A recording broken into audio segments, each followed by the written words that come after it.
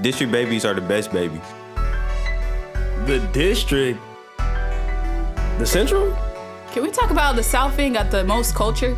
And how we came up with the gigs dance? But what Seattle really got the gigger team.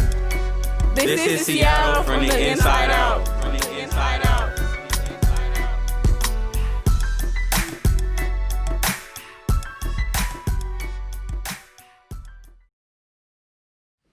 What's good, Seattle? Welcome to our 9th episode of the Youth Insider Podcast from the Inside Out. Today we will be discussing NYC, the NAACP Youth Council here in Seattle. And on behalf of the NYC Youth Council, we have Miss Bethea.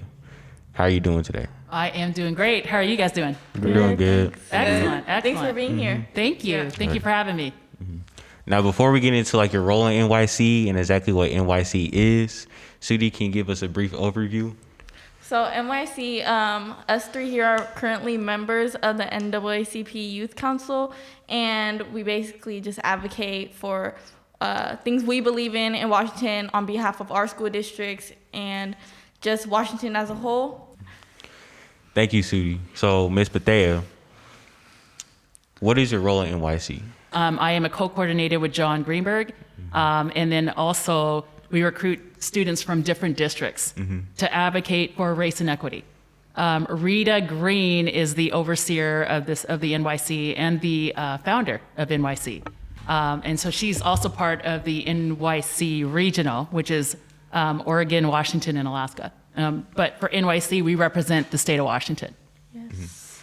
Got it. So, why NYC? Like, where are you from? Does that have anything to do with why you're, participating and helping out at NYC?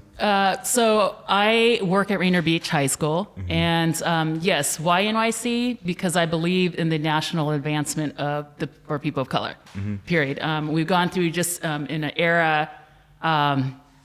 Just historically, we've gone through a lot of inequities just in our community, specifically Southeast District, and specifically Rainier Beach High School. One situation in particular is the renovation. We were the only high school that has not received a renovation out of all the 10 high schools. And so in 2012, I just gathered a bunch of youth and just talking about that. How do you feel about that, and what do you want to do about it? And they said, well, Mrs. Bethea, we want a new building. And so what my family has done, I grew up advocating, I shouldn't say me, but my parents grew up advocating for our communities. And so we were raised to serve people in doing that. We teach students how to identify underlying things like, just political agendas that may come against what we are trying to fight for, so that they know how to counter against it. And that, I say that freely now, but prior I could not say that to anyone because they would work against, that's like exposing all my plans to do these great things in the community, but there's people that don't want that to occur. Yeah. You know what I'm saying? So. For sure. Yeah. And on behalf of being an NYC member, I feel like NAACP has been doing a great job. We're finally getting the renovation set. We're still fighting for a lot of things, making sure it's like the right environment. And yes. we thank you so much for and everybody else. That's helping fight for that. Investment. For sure. Yeah. I praise God for the kids. You guys are the bomb.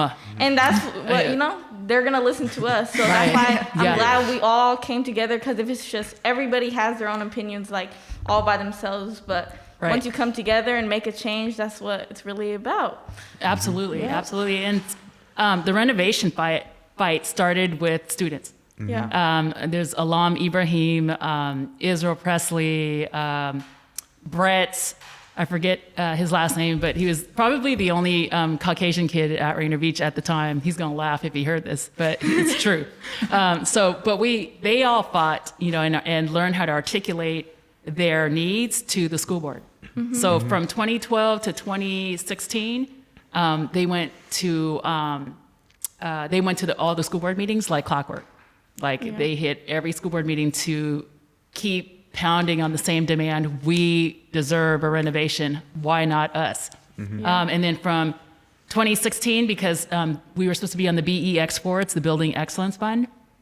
They did not put us on that fund. Yeah. Instead, they slapped us with an earthquake upgrade instead. And so for us, that was like a slap in the face for us. Because here, our kids have been fighting for this building. We wanted to be on the BEX4, and then bam, they took us off of the BEX4. And so now they understood and they got to experience why we have to fight all the time. There's people that are working behind our backs, underlyingly, to make sure that you guys don't get these resources. You know what I'm saying? So from 2016 to this present time, I say 2016, 17, 18, 20, we finally were awarded the BEX levy to get this full renovation. So far, to date, we have like 4 concepts that we're looking at. And I think a lot of our SDAT members, SDAT meaning the School Design Action Team, they're working around this to make sure that this building is designed as the crown jewel of the Southeast. Got it. Yeah. Thank you for sharing that. Yeah. So digging more into like the renovation and Yes. less like around like, you know, the technical stuff and more into like, you know, the renovation and what it means to the community. Yes. For those who don't know, now 3 of our 5 youth action team members are all part of NYC. So Yes. Franco, Sudi, Miracle. And all attended Rainier Beach and All- do it. yeah, exactly. So, Vikings. so Vikings, all Miracle day. just graduated from Rainier Beach. Franco and Sudi are in their senior year of Rainier Beach. So starting with Miracle, you know, growing up in the South End, you know, growing up in Rainier Beach, you know, what does this mean to you, a renovation of Rainier Beach High School? I'm super, excited for, it's been a long time coming,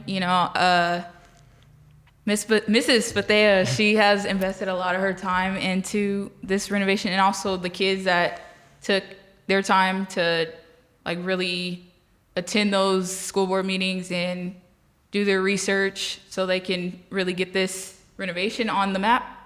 And so like I feel like I'm excited in terms of they're finally getting rewarded because it's been a long time. But I also like to keep a futuristic kind of point of view too. I like to think ahead and think of how we're, thinking about how it impacts our community. Yeah, so I feel like, how are we going to prevent gentrification in our community? You mentioned it's going to be the jewel of the Southeast. Correct. Yes. That's pretty much how I look at Garfield. Right. They're the jewel of the CD, and they kind of didn't really, I guess, have much warning on the gentrification that happened in Right. their community. So Like this how are out. we going to prevent it and Yeah. work together, Right. long term? So with Garfield, and you know what? Actually, I can't say that we weren't given warning. People didn't understand it. And I mentioned this before in another interview, is that people perish for lack of knowledge. Y'all got to go out there and do your research. Do the research. And that's what we're talking about with students like yourselves. Identifying things that are underlying currents that keep us from getting what we want, right? Like the voting situation. How do you guys feel about the voting situation, just with what's happening in the world? How is it impacting you here in Seattle? Does it make you want to go out and vote or not? It does, yeah. Yeah. Why? Why though? I think voting is just important because it affects you in your everyday life. Yeah. Not even just voting on the national level, but also you need to vote for who's running your children's school board. Yes. As well as who's the mayor, Yeah. just city council in general, because Right. that's who's really making the choices for your city. Right. And They impact funding. facts. And so we need funds. You need money to run things, right? Yeah. Right. Okay, so therefore you have to make sure you have the right people in place in those offices, right? In the office seats that they hold down.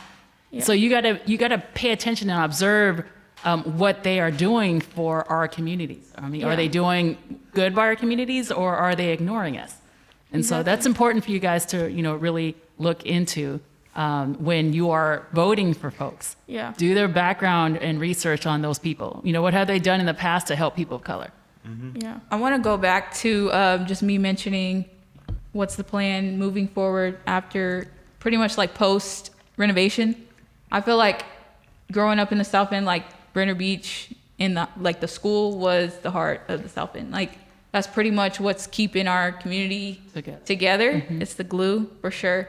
So let's say we get this renovation. We are getting it. I'm pronounced, that's happening. What is it going to look like? Like, what's the student population going to look like? What's the family spectrum going to look like? So gentrification is so I guess a lot of folks were displaced out of their homes because they couldn't afford, the taxes that were placed on those homes. So for us, there's a lot of people that have moved out, but there's a lot of folks that have stayed too as well. Mm-hmm. They can't force you to leave your school. Mm-hmm. You stay in the school that you received your education from. The reason why Garfield looked like what it was or what it is now, I believe they were moved out. They were displaced to another high school temporarily until the building was built, and they were moved back in.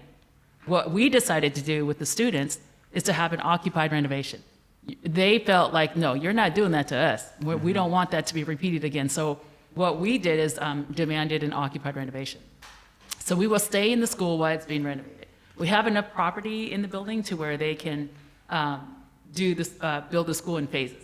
Mm-hmm. So they'll start like on the far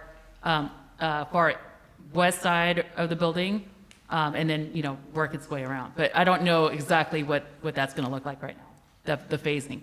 Yeah, I understand like the occupied renovation, but like in terms of affordability for families, like if they can't afford it, they're gonna be pushed out. And then also, doesn't it still stand that your school, like where you're assigned, depends on your address? Yeah, your address. It does, but then we have out of district kids that can come into the school too as well. Mm-hmm. Oh, they just have to get permission. Yeah, isn't Beach like the only school that does that? Is it all public schools? It's all public schools. Okay. Yeah. If it depends on what is slated for each high school. So we have open enrollment. Yeah. So we can accept kids because we're not up to capacity. Yeah. The new building's being built for 1,600 students. Yeah. That's a lot. This year, even given the remote population, we have 800 kids. This year. A lot. That's amazing. Oh yeah, I feel like the renovation is going to mean a lot to students because I know a lot of people, when they think about Rainier Beach, you're just like, oh, it's the hood, it's ghetto, who wants to go there? Exactly. But really, it's a family, and we just are underfunded. We don't have the same opportunities and Correct. resources as other schools may have, and we're also not renovated as all these other schools are. Right. And so you got to think about, like, before you judge the students in the school, like, why say, like, aren't the kids participating? But you got to think about the school environment and how it is right now. Like, do you think the environment is easy to learn in there, knowing, your building's getting messed up right. throughout the years, and you've been in the same old raggedy building for, and it is raggedy. Yeah, but like you love your school still, but We it's do. just like, it's so hard to learn sometimes. Right. And just being in an environment that is not a proper learning environment Correct. is very hard for students, and you got to understand that, and school boards need to understand that. Right. So that's why no. I feel this is really important that the renovation's happening, and I feel like there's going to be a big change. Yeah, and we want to hear from the youth about the renovation. We want to make sure that you guys are inclusive in the process, in which you are. Yes. I can't move forward with any agenda items unless I have youth with me. Yes. Because it's for you guys. It's not for us. But again, there's some adults that have hidden agendas, and that's why it's important for you guys to do your research on who you vote in office. Very important. And I appreciate a lot that we even get to be a part of the renovation and choose what kind of learning environment we get to have. So I feel like that's really good. Absolutely. And the youth have a part in it. Right. Not just adults, Right. And NYC has been a part of the renovation process. You guys have been joining our STAT team, in our STAT meetings. But we fought before NYC was formed. NYC was formed in 2018, and we fought for this renovation in 2013. Yeah. Yeah, but NYC is helping us to carry the fight. That's what I'm saying. We need to collectively work together, recruit other members of your peers to help fight for the same thing. Because I can bet any amount of money that they're going through the same things you guys are going through, so far as inequities. So. Franco. I'm all for the school renovation, but like one thing is like Miracle said, I kind of think about like the bigger picture, like the long-term effect, because like like I noticed like a lot of stuff's being built in the neighborhood. A lot of stores are being shut down, and a lot of things are changing. And then now there's a renovation coming, and whenever there's like a really good school in the district, like the house value tends to increase. Like every house in the neighborhood, like it is said. So with property value rising and all that, like going into the school, I just feel like as a people, like as a group of people, you gotta hold on to your property because they're gonna try to buy it out. Yeah, hold on to your property. That's one of the smartest Don't things sell. I can say. Yeah. Yeah. But people aren't really educated on that. Like people get a letter in the mail, oh, we want to buy your house $1 million, and that. Right. Oh no. I mean, they're enticing everybody with money. Yeah. But that's how they're getting the property, is that we sell out ourselves as community members. Yeah. You know, if we really want to stick together and you know, really take ownership of our community, then we need to hang on to the ownership of our homes. Yeah. But then there's other things that you can't control, like Property taxes. tax, yeah. Property taxes. Definitely goes up. Yeah. Yeah. So, and that again, it goes right back to those people that you're electing into office. Yeah. Yes. Because for they're sure. like selling themselves out for some kickback. I don't know what they're doing. I'm not blaming anyone, or I'm not accusing anyone of that. But you know, someone's getting some favors somewhere, Yeah. and we're the ones who are suffering for it. Okay. So. And then kind of like Sudi said, like the school itself right now isn't a good, like the learning environment Yeah. isn't the best. Like No. you got teachers complaining about rats in the hallway. Exactly. Finding dead rats, And finding you- and- anthills. And, Right. and you're in and you come to school in the wintertime and it's cold, and the cold, heaters yeah. don't work, and then you go to school in the summer and it's hot. You don't even want to be in the classroom. Like, how do you No. expect kids to learn that way? You Right. know, if other people heard about that happening in, you know, another area, they'd fix it right away. I feel Right. like, you know, but Right. they've been having us sitting there struggling with this, and you guys expect us to get good grades and, Exactly. you know, Yeah, participate, no. even want to go to school. Like, who wants to go to school when it's like 40 degrees inside the school? You know, Yeah. Yeah. but And then, but I remember my freshman year, they told me I was like, my class at 21, they said we were going to graduate in a new building. Right. But Right. that was- But that was when they, you know, the I think the that's when decision, yeah. you know, turned, you know, Yeah. and so we had to continue our fight. But just know this: regardless if you graduate from Rainier Beach or not, it's still your building. yeah. I mean, this is still our community building, and so you know, that's what's so special about Rainier Beach is that we're like a family. For So sure. we treat each other as such, and yeah, so. And I feel like you have a lot with making it a family. Like, I know when I was there, I felt like at home, and you literally serve for the kids, serve to the kids. Like, you guys never ask for anything in return. That's why I really appreciate a lot of the staff there, because you guys are there for the students and fight for the students, especially you. Behind closed doors, nobody knows, but we appreciate you, you know? Thank you. You've really Thank you. been doing a lot to advocate for students and just making... I appreciate. I have fun with you guys, though. Yes. We have a blast doing this. You know what I mean? Yes. And it's for your good. It's for your future. And I love to see people successful, especially young people, even adults too as well. You know. Yeah. But especially the young people. So I appreciate you guys just getting out of your comfort zone, because you know how social media is. Everything is about Yeah. pole dancing and. Yeah. No, I'm serious. Like seriously, the things She's that not they're wrong. focused on right now are just Irrelevant. Yeah. they are irrelevant, seriously, to your everyday life. I mean, like, what does that have to do with you going to work every day, you going to school every day, and then you hear all these songs that they're portraying this, they're talking about jury and money and, you know, sex and this and that, and it's like, you know, how does that help you guys Yeah. want to be focused in school They're too as well? glorifying the wrong things. Glorifying the wrong things. You got that right. Yep.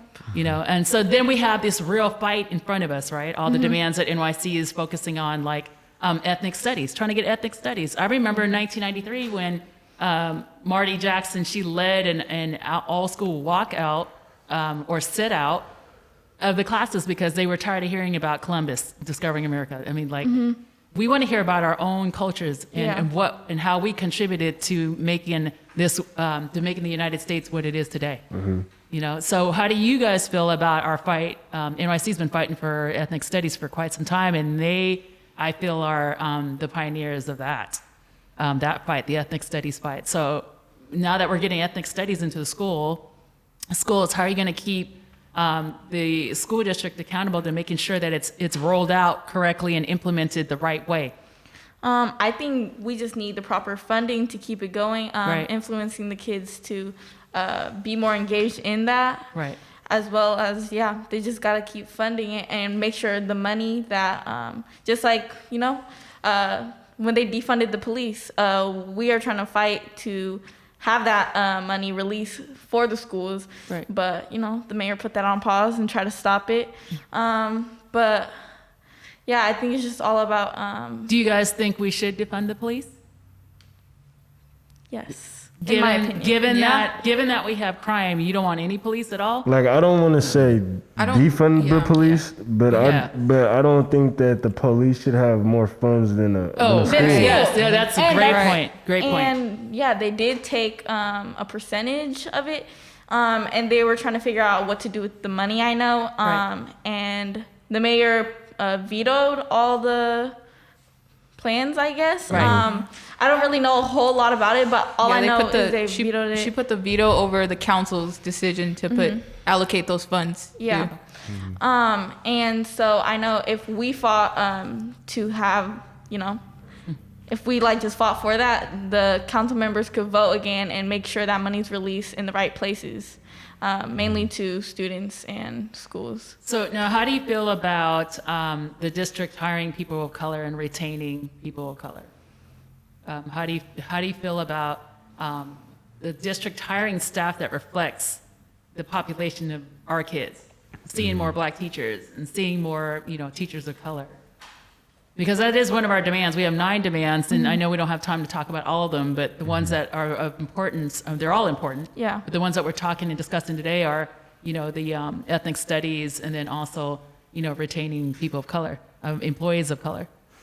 Yeah, I think that's important, but also intention behind hiring, because of course you can pick a whole bunch of Black, people of color teachers, but how is it that they can relate to the class? students. The students, Right. Because they could grow up with a whole different dynamic from Right. these students coming from more rural areas. Right. They could grow up in the suburbs or rich. Right. You never know. What? It looks different. It doesn't matter just simply off of skin color, but Absolutely. there needs to be relationship building involved in. Do you think that our kids are relation based?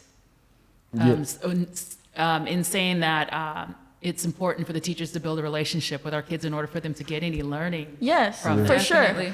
Because I know for a fact that you talk to the students and you definitely motivate them. There's a bunch of teachers that don't even care if the students succeed or not. Yeah, so a lot of the white teachers in the school, they don't care most of the time when the kids aren't trying to participate. But they don't understand the student. They don't try to learn about the student and just Right. see where they're struggling at and try to build a relationship. And I feel like that's a lot of the trouble with teachers. Yeah. And how do you expect kids to learn if you don't even care? They're like, oh, well, if they don't want to learn, then that's their choice. But maybe if you helped build a relationship with them, to even talk to them and see where they're from, because everybody has backstory, and there might be a reason why kids can't learn, or a reason why they're sleeping in class that you just don't understand. Right. And I feel like having teachers of color there, they could relate to the students. Also, Well, how would you respond to this? And I'm sorry to cut you off. You're good. How would you just triggered something in my thought process. So if the district is telling you that they can't find enough interested Black teachers or folks that want to apply to the Seattle Public Schools, do you have any ideas on how to recruit more students or more teachers of color? Definitely depends on the recruiting strategy. Right. Because you can put a "we're hiring" sign, but that's not as They can even go to HBCUs too as well. Recruit Start recruiting from there, different yeah. HBCUs. for sure. I think oh my bad. Go ahead. No, just listening to that, I feel like if Seattle, I don't know, like for example, with college readiness, like what they did was they like initiated the program within Right. Seattle schools. So Okay. like, which is the Seattle Promise. Right. So as long as you graduated from a Seattle high school, Yes. then you can go to pretty much any Seattle community college for free. Mm-hmm. Right. So I feel like if they make a track for students to become teachers within That's the public good. school district, Right. I feel like that's another thing Seattle public schools can do. Right, and that's a great idea. And I'm hoping, whoever's listening from the city's end, in just continuing funding free education, free higher education for our students. I think that's a great solution for that. So, I feel like teachers are underpaid, honestly, yeah. and I feel like they got one of the most important jobs Jobs. ever. I mean, What a great you point. kind of got like, you basically got, I don't know how to say it, but like, you play a big position in like how that child turns out, with like how you interact with them, how they learn from you, how you teach them. So Right. I feel like that'll be like a main part why like, a lot of colored people wouldn't want to teach. So like that would be something we have to change. But then that goes back to who we vote for, Right. like we said. So That's a Yeah. great point. Great point. So, any other questions that you have of about NYC? So I kind of wanted to like unpack a couple of the demands. Okay. And then, so I also wanted to start out with like Frankel's perspective though too. Okay. So looking at, I'll say, hiring more black teachers. Yes. And then mandating that we have Black history and ethnic studies. Yes. Why is this important to you as not only a black male like at Rainier Beach, but as a black male who grew up in the Rainier Beach area? Oh, before you start, you want to? Can you take off your mask? Because I want to hear this response. Because this is you made some excellent points, and I want everybody to hear this. can you repeat the question, please? Yeah. So looking at the NYC demands, more specifically at hiring more black teachers, and then mandating that there's Black history and ethnic studies within the curriculum. Why are these two demands important to you, not only as a black male at Rainier Beach, but as a black male who grew up in the Rainier Beach area attending Rainier Beach? I feel it's important because I feel like students of color deserve it. Like a lot of people don't know their history, don't know where they come from, and it plays a big part in why they act the way they act.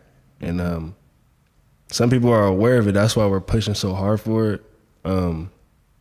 Really, I just feel like if people knew more about their history and where they come from, their values would change. Like they're like. Yeah, like their values would change. I don't know how to go deeper in that, but about the black teachers, I feel like a student to be able to relate to like a black teacher more, not even just. I mean, it do help. Like the skin color does help, but I mean, there's some black teachers that may not teach the way that a student needs to learn or anything like that. That's why, as far as like them being black, it's not nothing that has like they don't have to be black teachers. I feel like it's more important for the teacher to build a relationship. Like the teacher can be white and you can build a relationship with you, and that could be like your favorite teacher. That like they'll be the best. It'll be the best for your learning process. But I just don't feel like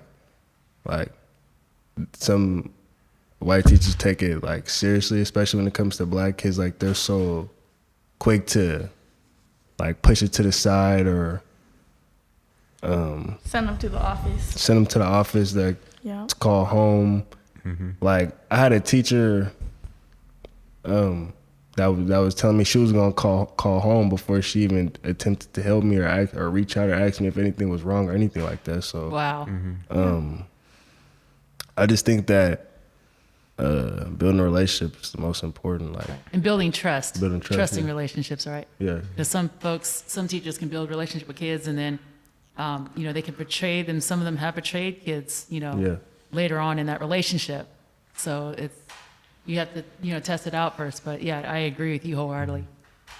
Thank you for that response. and then also like to go with the ethnic studies and like the Black history studies, like black teachers, they will like because as far as schools are already like a form of systematic racism just off of what they teach you, because they teach you what they want you to know. So, like black teachers, I feel like even though they have a curriculum, they'll still give you like game pretty much, like tell you like, I had a black teacher in 8th grade. I wish I would have like listened to him more, but he would talk about like all kinds of stuff. Like we used to sag our pants and stuff, and he'd tell us like the real definition behind it, because a lot of people don't know. Right. Like kids sag their pants, they don't know, yeah. right? Yeah. So it's just like a lot of stuff like that. So do you think if our kids knew their history, they wouldn't perpetuate some of the things that they do, like all the stereotyping? Yeah. You know, if they knew who they were, Right. then they wouldn't perpetuate the stereotyping of what everyone else is saying, right? Right. And then so digging deeper into that, so like what I pull from that is like, regardless of what the race of the teacher is, we need to be able to build a relationship with them, right? Right. And then so digging deeper, like more outside of Rainier Beach, but still in Rainier Beach, but more outside of Rainier Beach High School and more into the community, what does it mean for you to go to Rainier Beach Community Center right there on Rainier Henderson and then run into somebody like Cortez at the community center who's from Rainier, you know? Man, like grew them up in guys is Rainier like, Beach. I don't know where I'd be without people like them. People like Cortez, the Kevin Loyals, the everybody. Even Miss Bethia, she played a big part, like where I'm at today, like as far as academically, athletically. But seeing people like them, it was big for me because like I was young when I met a lot of them, and like even Kevin, I met him at Rainier Beach, turned out to be my cousin. Like, you know, a lot of stuff you don't know, but seeing people like Cortez in the community and even the Be Safe bros, they just gave me a lot of advice that I needed when I was young, because like they seen me like what I was going through and stuff. And I feel like people like that in the community, they really do help.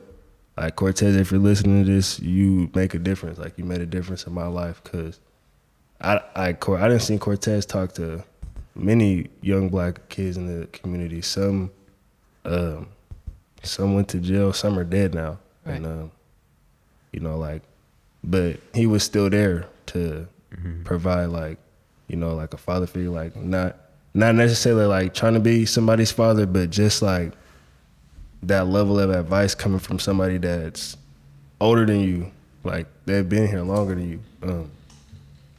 And he just, you know, always gave me good advice, looked out for me, you know.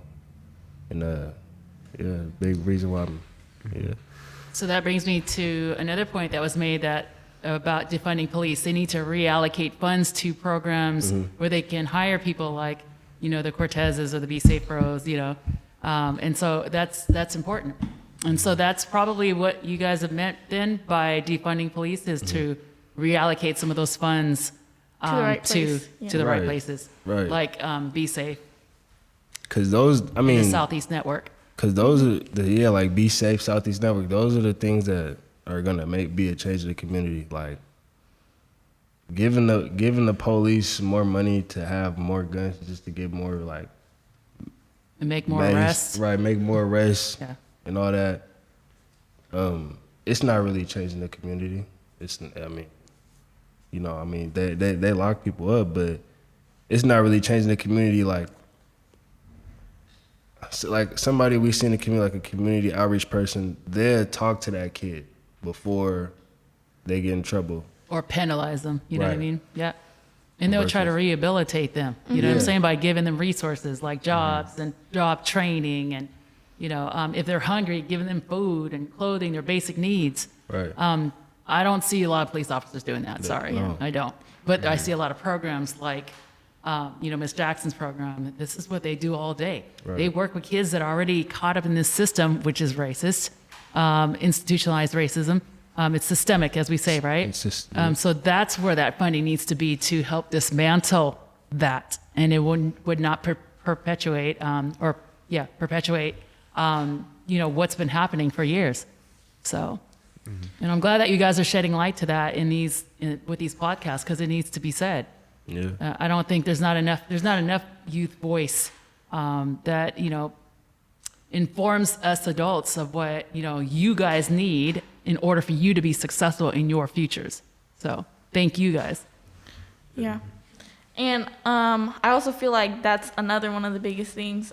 All these people in the neighborhood helping out just only want success for the youth, and they never expect anything in return. They don't even care about the money. Like, those are the genuine people that we need to start hiring and actually paying more. Right. And it's sad though, because you need the money to run these programs. So, therefore they have to utilize, like, we have to go out and almost sell ourselves, you know what I'm saying? And prostitute ourselves for the funding. And it's like, these are basic needs of folks that needed this. Yeah.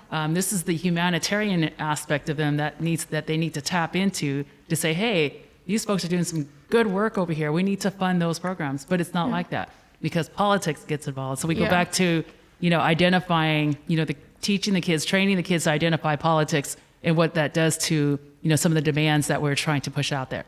It can stop it. It can halt it from if we don't counter it before it does ruin it. So I feel like any type of like youth council is really like what every community needs, because at some point in time the youth is going to run the nation. yeah. So absolutely. I feel like that's really big. Like, Yeah, it's huge. It's huge. And we got to get people that relate to our kids too. I mean, some of them are out of touch, yeah. They're out of touch, and real. it's like, I can't relate to this guy. But then they also want you guys to conform to their way of thinking and to their way of teaching. And it's like, no, you got to conform to the way these kids learn. Yeah. Right. And so you got to change your teaching style up. Yeah. So I for real. had a question for Jala. Is Jala right? Yeah. Okay. You attending a school predominantly all white. You being probably one out of how many black kids? My freshman year, like 5. 5. Wow. 5 black kids, and then how many of those were males? Probably 4 of us.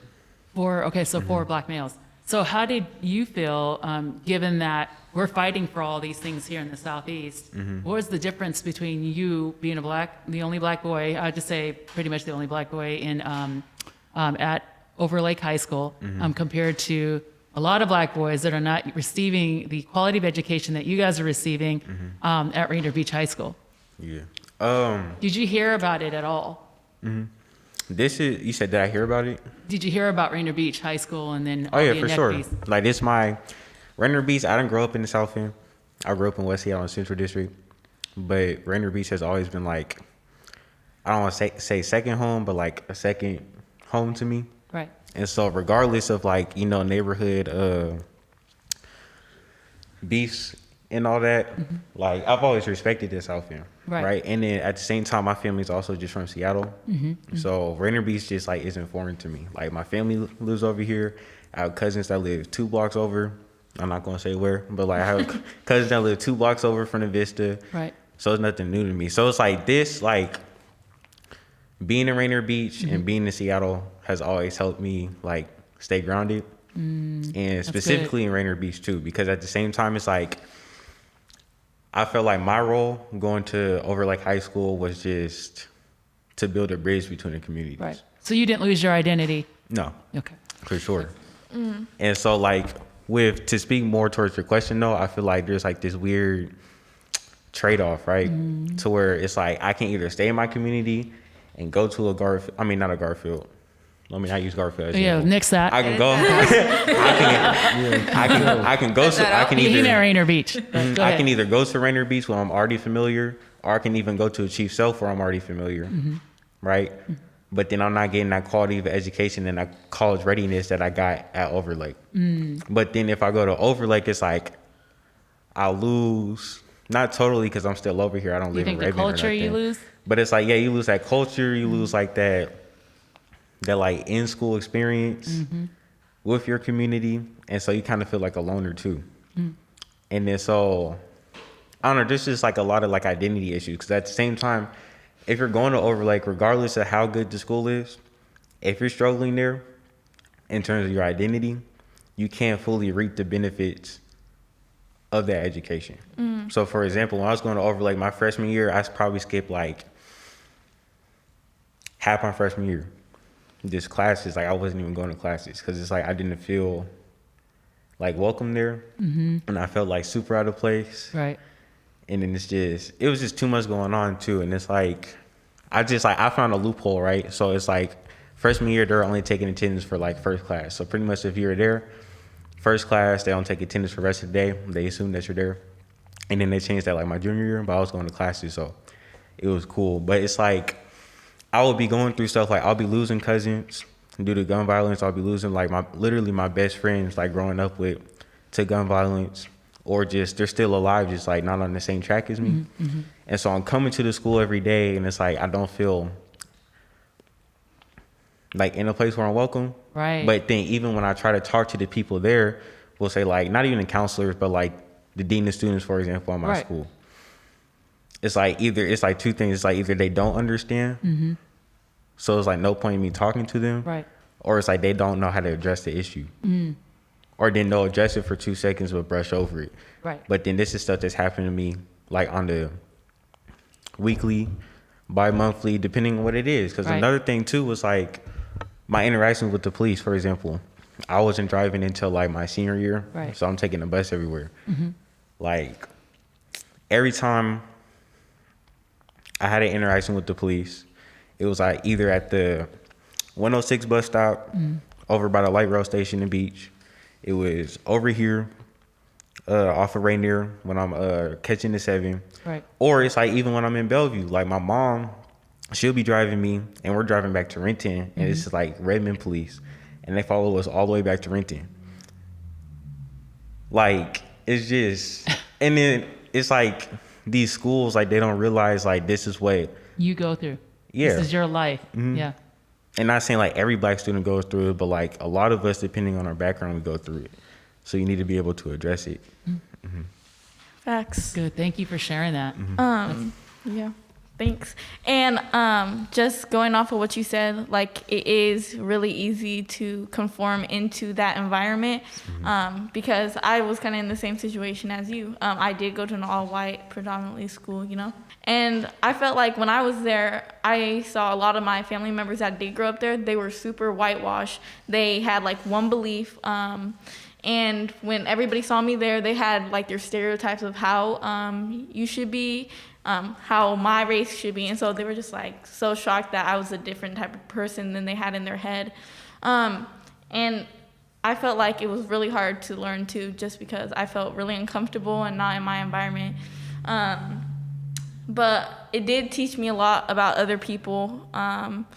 And also as well, like people are just not open-minded at all. Growing up, they only believe what their parents taught them and what their environment is. Even when you try to educate them on certain things in life, from race, other cultures, and that there are different types of people, they don't understand it at all. And I feel like it's just really hard to learn in an environment like that. And it's good that you got your education out of it, but I feel like for a lot of people, it would be really hard. And I know that the minorities that were there, a lot of them were adopted and mostly all had the same beliefs as everybody there. So it is a more conservative town. So it was, I felt like I was just, when I went to school, it was just, teachers didn't really want to help me. So it was just hard. So that's why when I came to Beach, it was a whole different thing, it's diverse. And when I went to school in Tequila, it was super diverse too. And I've never been in, a white community where everybody was super conservative. And so I didn't really know how to treat that, because at first I was just really uptight about that, and I would just attack everybody for thinking the ways they did. But I realized it's really hard to change somebody if they're not open-minded to hear it at all. So it is really easy to conform. I'm glad I didn't. I always stood for what I believed in. But I came back to the community, and I went to school there, and it just felt like family. It was easy to learn. There were teachers that were trying to support you, counselors that were trying to support you and just wanted to see you do good. But yeah, I feel like if you're in an environment that you're not used to and that's hard for you to learn, and that's not built for you to learn. It's just hard, yeah. But okay. Yeah, And that's then- good. Those are great. Rainier Beach, like I never had a black principal until I came to Rainier Beach. Like Rainier Beach, all my coaches were black. Principal, we didn't really have many black teachers, but like the assistant teachers were black, and a lot of the counselors were people of color, or stuff like that. So Yeah. that's why I really felt like a family. And you understand each other there, and it was just, you know. Well, I know we had a great principal, great principals, Keith Smith and Dwayne Yeah. Chappelle. But I love both of them. I mean, they Yeah. really advocated for our And kids. cared about the students. Oh, they cared about all our kids and our families, and so I appreciate, they being. I think that's what would make our school amazing is that we have caring, adults like Mr. Smith and Mr. Chappelle, for sure. and black males that other black males or black male students can look up to too as well, and saying, hey, you guys have, you're looking at these black males, these strong black men that are in position of authority, and it's telling you guys that you guys can do it too as well. Yeah. So, Well, that concludes our NYC episode 9 of this podcast. Thank you, Ms. Bethea, for thank you Thank for you. having Coming me. in. Thank you for Yeah, that was being here. fun. Thanks. And Nasuti, how can they reach us? Instagram at SRV Youth Insider. Follow that and stay updated on our videos. And stay updated on what we're posting, what we're doing, and events we'll be attending. Thank you. Stay groovy. Thank you. We're out. And we're out.